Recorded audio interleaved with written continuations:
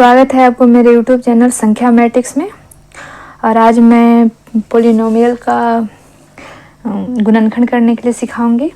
यानी कि गुणनखंड करने की दो विधि होती है। एक मध्य पद को जो स्क्वायर में होता है ना, द्विघात समीकरण जो होते हैं उनके मध्य पद को डिवाइड करके बांट करके, और एक होता है गुणनखंड प्रमेय यानी फैक्टर थ्योरम के आधार पर।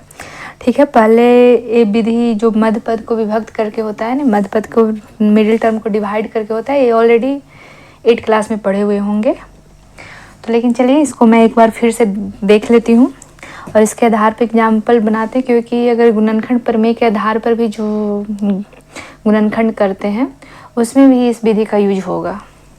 ठीक है, तो सबसे पहले एक क्वेश्चन ली हूँ जिसमें है 6x square plus 17x plus 5। इसमें मिडिल टर्म क्या है? 17। इसमें मिडिल टर्म 17 है। और तो क्या करते हैं, सबसे पहले मिडिल टर्म लिखते हैं, इसके बाद इसका फर्स्ट टर्म और लास्ट टर्म जो होता है उसको गुणनफल यानी कि गुना कर लेते हैं। तो यानी कि मान लें कि फर्स्ट टर्म को मानते हैं a, इसको मानते हैं b, तो यानी कि a गुने b बराबर कितना आ गया? यहाँ पे 6 है, यानी x स्क्वायर का कोफिशिएंट यानी कि गुणांक 6 है, और x के पावर 0 यानी कि जो अचर पद है, कांस्टेंट पद है, वो कितना है? 5। ये दोनों का गुणांक कर लेते हैं तो कितना आता है? 30 आता है। यानी कि यहाँ पे मिडिल टर्म को इस ढंग से डिवाइड किया जाता है ताकि दो को जोड़ने पर आ जाए इतना, a प्लस b करें तो 17 है यानी कि 17 है, और a गुने b करें तो 13 है। ठीक है, तो ऐसे किस में यानी कौन सा 30 को कैसे मतलब 30 आता है, a गुने b बराबर आता है 30। तो गुणनफल यानी कि 30 को वैसे गुणनखंड करना है जिसमें जोड़े तो क्या आ जाए? 17 आ जाए, यानी कि 17 है। तो इसको करने के लिए क्या करते हैं, सबसे पहले जो गुना करके आता है यानी कि फर्स्ट टर्म और लास्ट टर्म को जो गुना करके आता है तो क्या आया है? 30। तो 30 को एक गुणनखंड करते हैं। तो सबसे पहले 30 को गुणनखंड करने के लिए क्या लिख सकते हैं? 2, 15, फिर 3, 5, यानी कि इसका गुणनखंड कौन कौन सा हो गया? 2, 2, 3 और 5, यानी कि ठीक है, यानी कि गुणनखंड का 2, 3 और 5 आया। तो इसको सबसे पहले गुणनखंड कर लें, या अदरवाइज गुणनखंड अगर नहीं करते हैं तो पहले 30 को लिखते हैं कि इसको 1 गुने क्या लिख सकते हैं? 1 गुने 30 लिख सकते हैं, 1 गुने 30। फिर लेकिन अगर 30 या 1 को अगर जोड़ते हैं, एक बात याद आएगी, एक सिंबल भी याद रखिएगा कि क्या प्लस है या माइनस है। यहाँ पे प्लस है, तो अगर 30 एक गुणनखंड 1 और 30 है, गुना करते हैं तो 30 आता है। यानी वैसे निकालने कोई दो संख्या को गुना करे तो 30 है, जोड़ने पर 17 है। ठीक है, तो अगर मान लें कि 1 गुने 30 करते हैं तो क्या होता है? 31 आता है। इसी ढंग से 2 गुने 15 करते हैं तो मतलब 30 आता है, लेकिन 2 प्लस 15 करते हैं तो क्या होता है? 17 होता है। तो ऐसे केस में क्या करते हैं कि इसको लिख सकते हैं 6x स्क्वायर, करते क्या है? 6x स्क्वायर लिख सकते हैं, और प्लस 2x प्लस 15x करते हैं तो जोड़ने पर क्या आता है? 17, यानी 2 प्लस 15 बराबर 17। तो और गुना करते हैं तो क्या आता है? 15 इंटू 2 30। तो यानी कि इसको 17 को लिख सकते हैं 2x प्लस 15x प्लस 5। अब इसमें क्या करते हैं, अब ये दो टर्म लेते हैं, दो टर्म में ये दोनों टर्म में क्या कॉमन है? यानी 6x स्क्वायर, x तो कॉमन दिख रहा है, 2 भी कॉमन है दोनों में, यानी 2x दोनों में कॉमन है। तो अगर यहाँ से अगर 2x कॉमन लेते हैं तो क्या यहाँ बचेगा? 3x, और यहाँ से क्या बचेगा? 1। इसी ढंग से यहाँ से दोनों में कॉमन क्या है? 5 दोनों में कॉमन है, तो यहाँ पे प्लस 5 यानी 3x प्लस 1। अब यहाँ देखिए, यहाँ भी 3x प्लस 1 है, यहाँ भी 3x प्लस 1 है। तो 3x प्लस 1 को पहले लिख ले सकते हैं, कॉमन चीज़ों को पहले लिख लेते हैं। इसके बाद यहाँ से क्या बचा? 2x, और यहाँ से बचा प्लस 5, यानी कि इस 6x square plus 17x plus 5 का अगर गुणनखंड निकालते हैं तो क्या आता है? 3x plus 1 into 2x plus 5। इसी ढंग से 2-4 एग्जाम्पल और देख लीजिए ताकि क्लियर हो जाए। मिडिल टर्म को डिवाइड करके मतलब कैसे गुणनखंड निकालते हैं। इसी रंग से एक नेक्स्ट क्वेश्चन है 12x² माइनस 7x प्लस 1। ठीक है, इसमें मिडिल टर्म क्या है -7, ध्यान रखिएगा। यहाँ पे ऊपर में प्लस से था, यहाँ पे -7 है। और अगर ए फर्स्ट और लास्ट टर्म का गुना करते हैं तो कितना आता है 12, यानी कि ऐसे डिवाइड मतलब करना है 12 को इस रूप में डिवाइड करना है। गुना करने पे तो 12 है, लेकिन अगर प्लस करते हैं तो -7 है। ठीक है, तो अगर 12 को लिख सकते हैं 1 × 12, तो अगर 12 में से अगर 1 को घटाते हैं, ये एक बात और ध्यान रखिए 12 एक क्या है प्लस में आना चाहिए, यानी गुना करने पर हमेशा 12 और 1 का 12 है, यहाँ प्लस है, यहाँ भी प्लस है, यहाँ भी प्लस है, तो दोनों को गुना करने पर यहाँ प्लस ही आना चाहिए। तो एक बात ध्यान रखना चाहिए कि माइनस माइनस को गुना करते हैं तो प्लस आता है, ये सिंबल भी याद रखिएगा, क्योंकि जोड़ने पर तो आए -7, लेकिन गुना करने पर प्लस में 12 आए। तो इसको लिख सकते हैं 2 × 12 को लिख सकते हैं 1 × 12। इसमें तो नहीं आ रहा है कि 12 -1 और -12 करते हैं -13 आता है, क्योंकि इसलिए माइनस माइनस करना पड़ेगा, क्योंकि दोनों को गुना करने पर क्या आना चाहिए, दोनों को प्लस में आना चाहिए।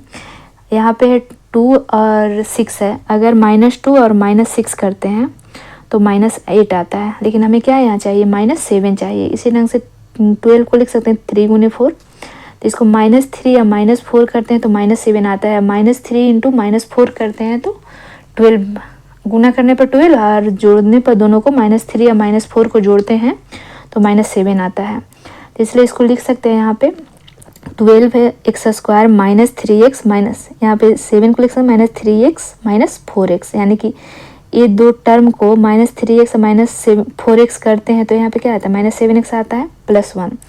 अब इसमें देखिए इस दोनों टर्म में क्या कॉमन है, 12x² और 3x में, दोनों में इसमें भी 3 है, इसमें भी 3 है, इसमें भी x, इसमें यानी 3x कॉमन है। तो अगर यहाँ पे 3x कॉमन लिए तो यहाँ पे क्या होगा 4x बच जाएगा, 3 चौका 12 मतलब 4 और x है, और यहाँ पे कुछ नहीं बचा, तो यहाँ पे सिंबल तो माइनस है, यहाँ पे भी माइनस हो जाएगा।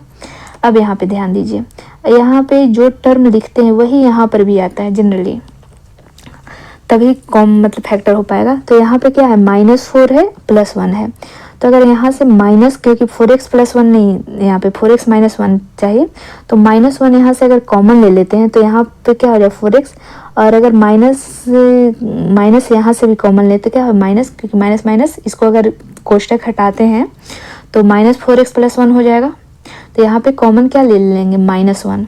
अब यहाँ पे 4x - 1 कॉमन है, यहाँ पे हो जाएगा 3x - 1, यानी कि मिडिल टर्म को डिवाइड कर। इसी ढंग से आगे क्वेश्चन है, यहाँ पे 2x² + 7x + 3, यहाँ पे मिडिल टर्म क्या है 7, और अगर फर्स्ट टर्म और लास्ट टर्म को गुना करते हैं तो क्या आता है 2 × 3 यानी कि 6, और यानी कि 6 को इस ढंग से डिवाइड करना है ताकि जोड़ने पे यहाँ पे ध्यान रखें, यहाँ पे प्लस सिंबल है, यहाँ पर भी प्लस ही है, यानी कि यहाँ दोनों तरफ प्लस है, यानी कि वैसे डिवाइड करना है 7 को, ताकि 6 को, ताकि जोड़ने पर 7 आए। तो यहाँ पर ध्यान दीजिए, लिख सकते हैं 1 × 6 बराबर 6 होता है, 2 × 3 बराबर 6 होता है। तो अगर 2 और 3 को जोड़ते हैं तो क्या आता है 5 आता है, लेकिन 1 और 6 को जोड़ते हैं तो 7 आता है। तो यहाँ पे लिख सकते हैं 2x² + 6x + x + 3, यहाँ से दोनों में से कॉमन क्या हो जाएगा 2x² अब 6x में 2x कॉमन है, तो यहाँ से बचा x, यहाँ से +3, फिर यहाँ से अगर कुछ नहीं कॉमन दिख रहा है तो 1 कॉमन है, तो यानी कि x + 3, यानी x + 3 दोनों में कॉमन है तो पहले, फिर यहाँ से बचा 2x, यहाँ से +1। ठीक है, इसी ढंग से आगे देखिए, एक क्वेश्चन है 6x² + 5x - 6, इसमें मिडिल टर्म क्या है 5, यानी कि और कोई भी दो संख्या 6 और -6 का गुणनफल क्या हो जाएगा -36, और मिडिल टर्म है 5। ठीक है, यानी कि वैसे संख्या की गुना करें तो -36 आए, लेकिन जोड़े तो 5 आए। तो 36 को लिखना शुरू करते हैं, 36 को लिख सकते हैं 1 गुने 36। अगर इसको 36 में से 1 अगर माइनस करते हैं तो 35 आता है, तो ये तो नहीं होगा। 2 इंटू 18, तो अगर 18 में से 2 घटाते हैं तो भी 16 आएगा, ये भी नहीं होगा। 3 इंटू 12 36 आता है, तो 12 में से अगर 3 घटाते हैं तो भी यहाँ पे 9 आता है, ये भी नहीं होगा। 4 इंटू 9 लिखने पर 36 भी आता है, और 9 में से 4 घटाते हैं तो क्या आता है, 5 भी आता है। यहाँ पे एक बात ध्यान दीजिए कि एक माइनस एक प्लस होना बहुत ज़रूरी है, क्योंकि यहाँ पे अगर ए बी को गुना करते हैं यानी फर्स्ट टर्म और लास्ट टर्म को गुना करते हैं तो -36 आता है। तो एक प्लस और एक माइनस रहता है तभी माइनस होता है, एक प्लस और माइनस को गुना करते हैं तो ही माइनस आता है। इसीलिए इसको डिवाइड करते समय मतलब एक ध्यान रखना पड़े कि एक प्लस में टर्म हो, एक माइनस में टर्म हो। इसलिए मैं बोली कि इसमें घटा के देखते हैं। तो यहाँ पे क्या हो जाए, 6x² plus 9x minus 4x बराबर 5x हो जाता है। और ये -6 जैसे एज इट इज रहने देंगे। अब इसमें देखिए, इसमें 6x² प्लस 9x में 3x कॉमन है, तो यहाँ पे बच जाएगा 2x और यहाँ पे बचेगा 3। अब यहाँ देखिए, इस दोनों में यहाँ पे कॉमन के रूप में क्या है, 2x प्लस 3, तो यहाँ पे 2x प्लस 3 ही लाना है। और यहाँ पे दोनों माइनस है तो माइनस को कॉमन ले लेते हैं, तो माइनस और 2 दोनों में कॉमन ऑलरेडी है, तो -2 कॉमन। जैसे ही -2 कॉमन लेते हैं तो ये दोनों प्लस में हो जाता है, क्योंकि माइनस माइनस प्लस और माइनस माइनस होता है। तो अगर एक टर्म अगर यहाँ पे माइनस निकाले तो दोनों प्लस में हो जाएगा। तो यानी कि -2 कॉमन लेते हैं तो क्या है, यहाँ 2x प्लस 3 हो जाएगा। अब यहाँ से 2x प्लस 3 कॉमन ले लिए, तो यहाँ से क्या बचेगा, 3x माइनस 2। ठीक है, इसी ढंग से एक आगे क्वेश्चन है कि 3x² माइनस x माइनस 4। यहाँ पे देखिए, यहाँ पे माइनस यानी कि मिडिल टर्म कितना है, -1 है। यहाँ पे अगर x का कोफिशिएंट देखा जाए तो -1 कोफिशिएंट है, और अगर 3 इंटू -4 करते हैं तो क्या आता है, -12 आता है। यानी कि गुना करने पर भी माइनस आया और जोड़ने पर भी -1 आया, जोड़ने या घटाने पर, क्योंकि गुना करने पर -1 तो एक प्लस टर्म होगा, एक माइनस टर्म में टर्म होगा, तभी गुना करने पर माइनस में टर्म आएगा। तो 12 को लिख सकते हैं 1 गुने 12, तो 12 में से 1 जाएगा तो माइनस तो नहीं आएगा, या 1 में से 12 जाएगा तो -11 आ जाएगा, ये तो नहीं होगा। 2 गुने 6 12 होता है, तो अगर 2 - 6 करते हैं तो भी -1 नहीं आता है, -4 आ जाता है। और 3 गुने 4 यानी कि 12 होता है।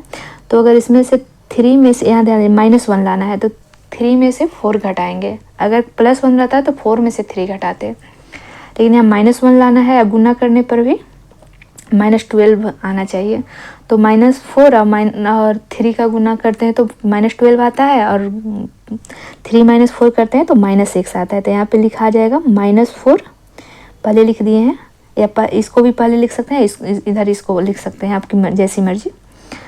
तो यहाँ लिख सकते हैं -4x प्लस 3x, यानी कि इतना का वैल्यू -1 आएगा और -4। इसके बाद इसमें कॉमन क्या है, ये दोनों में कॉमन मिल जाएगा आपको, 3x² है -4x, इसमें सिर्फ x कॉमन मिल रहा है और कोई टर्म नहीं है। तो यहाँ से क्या बचेगा, 3x, यहाँ से -4, और यहाँ से प्लस, दोनों में कोई कॉमन नहीं है तो +1 कॉमन रहता ही है कोई भी संख्या में। तो यहाँ से 3x - 4, यानी 3x - 4 पहले और x + 1 बाद में, यानी कि गुणनखंड हो गया। इसी ढंग से एक है कि गुणनखंड प्रमेय का उपयोग करके गुणनखंड निकालने के लिए क्वेश्चन आता है कभी कभी। तो जनरली अगर आपको ऐसे दे दे क्वेश्चन तो आप मिडिल टर्म को डिवाइड करके करें, लेकिन अगर कहीं लिख दिया है कि गुणनखंड प्रमेय का यूज करके ही निकालें, तब के लिए एक विधि बता रही हूँ। हो सकता है एक विधि थोड़ा सा लेंदी रहे, फर्स्ट अनुसार बनाई हूँ, तो इसके बाद आगे वाला क्वेश्चन में मैं दूसरे टर्म से बनाई हूँ। अगर दोनों में जो इजी लगे आप उस विधि से अपने बनाने की कोशिश प्रैक्टिस कर लीजिएगा कुछ क्वेश्चन पर, ठीक है। तो आगे है गुणनखंड प्रमेय का प्रयोग करके गुणनखंड करें, यानी फैक्टर थ्योरम का उपयोग करें।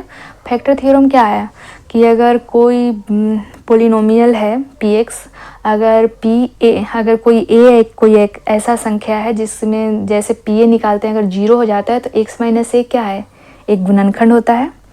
यही मैं पढ़ाई हूँ ना पहले, कि अगर कोई px एक पोलिनोमियल है, अगर pa बराबर अगर 0 हो जाए तो यहाँ पे a क्या है, एक शून्यक भी है, एक शून्यक भी है और x माइनस ए एक गुणनखंड भी होता है। ये पढ़े हैं। या तो अगर ए अगर पी ए बराबर 0 तो x माइनस ए, या x माइनस ए अगर कोई गुणनखंड है तो पी ए बराबर 0। ठीक है, यही दो टर्म को यूज करके आगे मैं गुणनखंड करने के लिए बताऊंगी। ऐसे देखिए क्वेश्चन है यहाँ पे 6x square plus 17x plus 5, इसका गुणनखंड करना है। मिडिल टर्म का तो डिवाइड करके गुणनखंड करने के लिए ऑलरेडी बता चुके हैं आप लोग को। तो ऐसे जब भी क्वेश्चन रहे ना तो इसमें एक बार ध्यान रखिए कि यहाँ पे 6 है, यहाँ पे 5 है। तो यहाँ पे अगर हम 6 कॉमन बाय द वे लेते हैं यहाँ पे इसमें, तो यहाँ पे क्या हो जाएगा, 6 कॉमन लेते हैं तो एक्स स्क्वायर हो जाएगा। यहाँ पे 6 नहीं है तो एक नीचे भी 6 है, एक ऊपर भी 6 ले सकते हैं। तो ऊपर वाला 6 क्या हो गया, कॉमन ले लिए। नीचे और ऊपर में अगर 6 लिख देते हैं 17 गुने, यानी कि यहाँ पे 17x है तो 17 इंटू 6 बटा 6 लिख सकते हैं आराम से।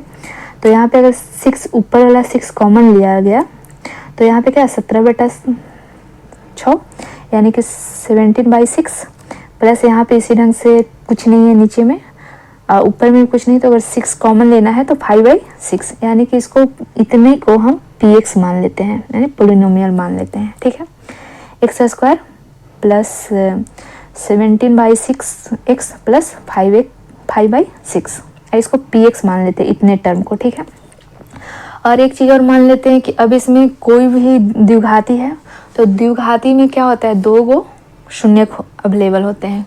कोई भी 2 गो टर्म, कोई भी 2 गो शून्यक होगा द्विघाती समीकरण है तो। ठीक है, अब इसमें मान लें कि a और b क्या है, px का, यानी कि इतने का शून्यक है, इतना का एक शून्यक है। तो अगर a और b एक शून्यक होगा तो x माइनस ए x माइनस b एक गुणनखंड होगा अभी फैक्टर थ्योरम के अनुसार। ठीक है, अब यहाँ पे 6x square plus 17x plus 5 बराबर लिख सकते हैं। 6 तो यहाँ पे कॉमन लिए हुए हैं और मैं बोली हूँ कि इतना का एक 2 गो फैक्टर है a और b 2 गो शून्यक है, और तो x माइनस ए x माइनस b लिख सकते हैं गुणनखंड।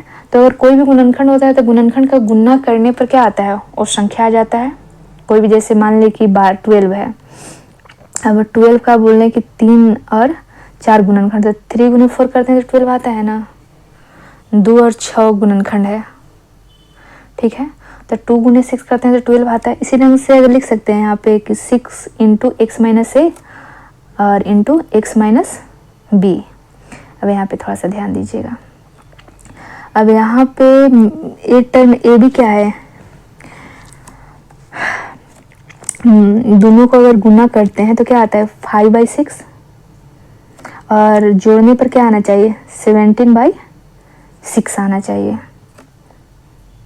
मिडिल टर्म अगर डिवाइड करके बनाते हैं मिडिल टर्म तो, लेकिन यहाँ पे फैक्टर थ्योरम के आधार पर बनाने के लिए कह रहा है। तो ऐसे जब भी क्वेश्चन है ना तो फैक्टर थ्योरम तो अपने से, अगर कोई संख्या यहाँ पे प्लस में, एक बात ध्यान रखिएगा, यहाँ पे तो बटा में है तो इसलिए 5/6 को, एक और विधि बताऊंगी वो बेहतर रहेगा ज़्यादा, 5/6 को लिख सकते हैं। क्या क्या लिख सकते हैं, इसको फैक्टर करते हैं तो यानी कि 1/2, 1/3, क्योंकि एक ध्यान है कि यहाँ पे 6 है तो 6 का जितने भी फैक्टर होंगे वो नीचे में टर्म में आते रहेगा। ऊपर में एक 5 है या 1, यही 2 चीज़ आ सकता है, क्योंकि ऊपर के 5 का फैक्टर क्या होता है 1 और 5, लेकिन 6 का फैक्टर होता है 1 भी होता है, 2 भी होता है, 3 भी होता है।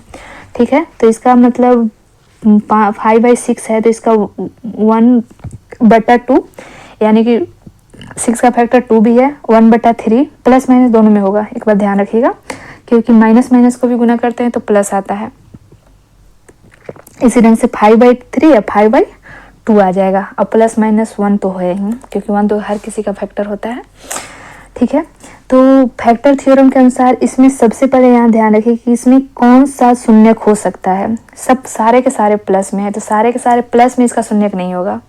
एक बार ध्यान रखिए, जब भी कोई सारे के सारे प्लस में हो तो शून्यक यानी कि इसका वैल्यू 0 कभी भी कोई भी प्लस टर्म पर नहीं होगा। तो यहाँ पे हम सबसे पहले यहाँ पे क्या निकालें 1/2, तो प्लस 1/2 और माइनस 1/2 दोनों हो सकता है, लेकिन अगर प्लस 1/2 लगते हैं तो इसका वैल्यू 0 नहीं आएगा, यानी कि प्लस 1/2 शून्यक नहीं हो सकता है। तो पहले माइनस 1/2 रख के देखते हैं तो अगर -1/2 रख के देखते हैं यहाँ पे, तो जहाँ जहाँ x है वहाँ पर -1/2 रखेंगे, तो यहाँ 1/4 है, यहाँ 17/6 गुने -1/2 प्लस 5/6। अगर करते हैं 1/4 माइनस 17/12 प्लस 5/6 यानी 12 आएगा एलसीएम। तो यहाँ पे हो जाएगा 4 3 जा तो 3, यहाँ पे -17 यानी कि यहाँ पे -4/3 आया, यानी कि -4/3 जीरो के बराबर नहीं है, इसीलिए -1/2 है जो फैक्टर नहीं है, शून्यक नहीं है। ठीक है, अब तो आप आगे क्या चेक करेंगे, -1/2 चेक कर लिए, अब यहाँ पे चेक करेंगे -1/3। यहाँ पे चेक करना ही है, फैक्टर थ्योरम में चेक करना ही पड़ता है। फिर -1/3 करते हैं, जहाँ जहाँ x है वहाँ वहाँ पे -1/3 करते हैं, तो यहाँ पे हो जाएगा -1/3 के दी होल स्क्वायर, तो यानी कि 1/9 1/9 और फिर 17 है 17/6 गुने -1/3 प्लस 5/6, तो 1/9 -17/18 प्लस 5/6 करते हैं तो 0 आ जाता है। यहाँ ध्यान दीजिए, मैं कैलकुलेशन की हूँ, देख लीजिएगा आप लोग। तो यानी कि -1/3 क्या है, एक शून्यक है इस पोलिनोमियल का, है ना, इस बहुपद का। तो अगर -1/3 एक शून्यक है, तो जब भी अगर a एक शून्यक होता है तो x माइनस a क्या होता है, एक गुणनखंड होता है। तो अगर -1/3 है तो x माइनस a यानी a की जगह पर -1/3 यानी कि x प्लस 1/3 एक गुणनखंड होगा, यानी कि पहला एक गुणनखंड तो निकल गया, यानी कि जो गुणनखंड माने थे a और b, ए और बी शून्यक माने थे, तो एक तो शून्यक -1/3 निकल गया, यानी कि एक गुणनखंड x प्लस 1/3 निकल गया। इसी ढंग से अब आगे गुणनखंड निकालना है, तो क्या बचा हुआ है, 1/2 देख -1/2 देख लिए, -1/3 देख लिए, अब यहाँ पे क्या बचा है, -5/3 या -5/2, ये दोनों देखते हैं इसमें से कौन सा शून्यक होता है। तो अगर -5/3 करते हैं तो इसको कैलकुलेशन करने पर 0 के बराबर नहीं आता, यानी कि -5/3 एक शून्यक नहीं है। अब आगे -5/2 बच गया, तो अगर -5/2 करते हैं तो ये 0 आ जाता है। कैलकुलेशन आप खुद से कर लीजिएगा, इससे मैं कैलकुलेशन बताई हूँ, यानी कि कैलकुलेशन निकालने के लिए अब पहले ही बता दें, जहाँ जहाँ x है वहाँ वहाँ पे -5/2 रखेंगे, करते हैं तो यानी कि 0 आया था। यानी कि अगर जब भी p a बराबर 0 तो इसका मतलब a क्या होता है, शून्यक है, और अगर a शून्यक है तो x माइनस a क्या होता है, गुणनखंड होता है, यानी कि -5/2 एक शून्यक है। तो अगर -5/2 एक शून्यक है, क्योंकि यहाँ पे p -5/2 बराबर 0 आ गया है, तो यहाँ पे x माइनस -5/2 यानी कि x प्लस 5/2 क्या होगा, एक गुणनखंड होगा, यानी कि इसका पोलिनोमियल का 2 गुणनखंड निकल गया। अब देखिए आगे में, जैसे यहाँ पे एक 6x² प्लस 17x प्लस 5 था, तो इसको लिख सकते हैं, अब 6 × px माने हैं, तो px का गुणनखंड 2 को निकला है, एक गुणनखंड पहले ऊपर में निकाले हूँ, यहाँ पे -1/3 यानी कि x प्लस 1/3 एक गुणनखंड, और एक गुणनखंड है x प्लस 5/2, तो यहाँ पे एक गुणनखंड x प्लस 1/3 हो जाएगा 6 × क्योंकि x माइनस a ऊपर में मैं मानी थी कि 6 px, अब px बराबर x minus a into x minus b, तो यहाँ पे हो जाएगा गुणनखंड दो गुणनखंड है, तो दोनों का गुणनफल बराबर px यानी कि x प्लस 1/3, और यहाँ पे दूसरा गुणनखंड क्या है, x प्लस 5/2। इसको हल कर लेते हैं, 6 तो यहाँ पे कॉमन है, यहाँ पे अगर इसका एलसीएम निकालते हैं तो 3 हो जाएगा, यानी कि 3x प्लस 1, और यहाँ पे एलसीएम हो जाएगा 2 यानी 2x प्लस 5। अब देखिए यहाँ पे 3 और 2 क्या हो जाएगा, 6 कट जाएगा, यानी कि यहाँ पे आ जाएगा 3x प्लस 1 और 2x प्लस 5। यानी कि जब भी फैक्टर थ्योरम के अनुसार निकालना हो तो पहले शून्यक निकालते हैं कि इसमें कौन सा शून्यक होता है। शून्यक निकालने के लिए भी सबसे पहले थर्ड टर्म का फैक्टर निकाल लेते हैं कि कौन कौन सा टर्म रखते हैं। अगर प्लस में है पूरा टर्म तो हमेशा माइनस में शून्यक होता है, क्योंकि प्लस में आएगा तो 0 होगा ही नहीं अगर प्लस टर्म ए रहे तो, इसीलिए माइनस में कोई टर्म रहेगा तभी पी ए बराबर 0 होगा। ठीक है, यहाँ से और आगे देखिए, और आगे क्वेश्चन में अच्छी तरीके से सॉल्व हो जाएगा, आपका डाउट भी क्लियर हो जाएंगे। तो आगे है एक क्वेश्चन कि Y square minus 5y plus 6। ठीक है, यहाँ पे पी वाई है यानी कि y के रूप में व्यंजक है, तो यानी कि पी वाई मान लेते हैं, तो Y square minus 5y plus 6, यानी कि यहाँ पे मान लेते हैं कि a और b इसका दो शून्यक है। तो अगर a और b दो शून्यक होगा तो y माइनस a और y माइनस b क्या होगा, गुणनखंड हो जाएगा। ठीक है, यानी कि Y square minus 5y plus 6 बराबर वाई माइनस ए और वाई माइनस बी लिख सकते हैं। अब यहाँ पे देखिए, अब यहाँ पे निकालना है कि जो a और b का वैल्यू यहाँ पे, क्योंकि दो शून्यक निकालना है, तो शून्यक निकालने के लिए गुणनखंड विधि से, ऐसे तो मिडिल टर्म को डिवाइड करके ऑलरेडी बताए हैं, इसको मिडिल टर्म आप लोग जब भी जो भी एग्जाम्पल हो उसको एक बार मिडिल टर्म को डिवाइड करके जैसे गुणनखंड निकालते हैं वैसे भी निकाल लीजिए, ताकि वो भी विधि मतलब वो भी मेथड अच्छी तरीके से क्लियर हो जाए और ये भी मेथड क्लियर हो जाए। जो भी मैं बताई हूँ गुणनखंड मिडिल टर्म को करके, उसको भी आप एक बार गुणनखंड पर में यानी कि फैक्टर थ्योरम के आधार पर गुणनखंड करके देख लीजिएगा। हो सकता है एग्जाम में डायरेक्टली लिख दे कि गुणनखंड प्रमेय का यूज करके बनाना है, क्योंकि आपको 9th में गुणनखंड प्रमेय पढ़ना है और ये जो है मिडिल टर्म को डिवाइड करके वो 8th क्लास में पढ़ना था। तो हो सकता है इसीलिए आप जो भी क्वेश्चन मिडिल टर्म को भी करते हैं उसको भी गुणनखंड प्रमेय के आधार पर एक गुणनखंड निकाल लीजिए, ताकि और आपका क्लियर हो जाए। ठीक है, तो इसको मैं पहले गुणनखंड प्रमेय के अनुसार बताती हूँ, क्योंकि ऑलरेडी मिडिल टर्मों के अनुसार बता चुकी हूँ। तो यहाँ पे है, यहाँ पे इसको लिख सकते हैं, अगर a और b इसका दो शून्यक है तो y माइनस ए और y माइनस बी दो गुणनखंड होंगे। तो दो गुणनखंड है तो इसको इतना बराबर लिख सकते हैं y माइनस ए और y माइनस बी। ठीक है, अब यहाँ पे ध्यान दीजिएगा कि ये जो लास्ट टर्म है इसमें भी 6 को ध्यान दे रखते हैं, यानी कि a और a का गुणनफल जो आता है उसको ध्यान रखते हैं, 6 है, तो यानी कि 1 2 3 और 6 इसका गुणनखंड होगा 6 का। तब यहाँ पे ध्यान दीजिए, एक पूरा टर्म क्या है, एक बीच में टर्म माइनस में भी है, तो इसमें ज़रूरी नहीं है कि माइनस में ही हो, प्लस में भी शून्यक हो सकता है। तो यहाँ पे पहले P1 P2 P3 निकाल के देखेंगे, अगर 2 को आ जाता है तो ठीक है, नहीं आएगा तो फिर plus P plus 1 P minus 1 P plus 2 P minus 2 P plus 3 P minus 3 ऐसे करके निकाल के देखेंगे। ठीक है, इसका यही विधि है। तो पहले मैं P1 निकालती हूँ, तो अगर P1 निकालती हूँ तो 0 नहीं आता, यानी कि 1 जो है इसका फैक्टर नहीं है। फिर P2 निकालती हूँ तो यहाँ पे आ जाता है 2 के दी होल स्क्वायर यानी कि 4 और 5 इंटू 2 यानी 10 प्लस 6 यानी कि 6 ये 0 आ जाता है, यानी कि P2 बराबर 0 आता है, तो इसका मतलब 2 एक शून्यक है। अगर 2 एक शून्यक है तो y माइनस 2 क्या होगा, एक गुणनखंड होगा। इसी ढंग से P3 निकालते हैं, जरूरी नहीं है कि प्लस में निकाले तो ही आ गया, प्लस में नहीं आता है तो माइनस में भी निकालना पड़ेगा, ऐसे इसमें प्लस में ही आ जाता है क्वेश्चन पर। तो यहाँ पे P3 निकालते हैं तो 3 3 जा 9 अब 15 और यहाँ पे 6 9 ये भी 0 आ जाता है, यानी कि 3 भी एक शून्यक है, तो यानी कि y माइनस 3 और y माइनस 2 एक गुणनखंड हो सकता है, यानी कि इसको तो लिख सकते हैं Y square minus 5y plus 6 बराबर y माइनस 2 और y माइनस 3। इसी ढंग से अब आगे है जो 4 गो टर्म है, यानी कि क्यूबिक घात जिसका 3 है, त्रिघाती समीकरण का यानी त्रिघाती बहुपद का गुणनखंड निकालने के लिए करना है। मैं इसको नेक्स्ट वीडियो में करूँगी। अगर इतना तक ले अगर वीडियो अच्छी लगी हो तो लाइक शेयर एंड सब्सक्राइब करिएगा और ज़्यादा से ज़्यादा लोगों के पास पहुँचाइएगा। Okay, thank you.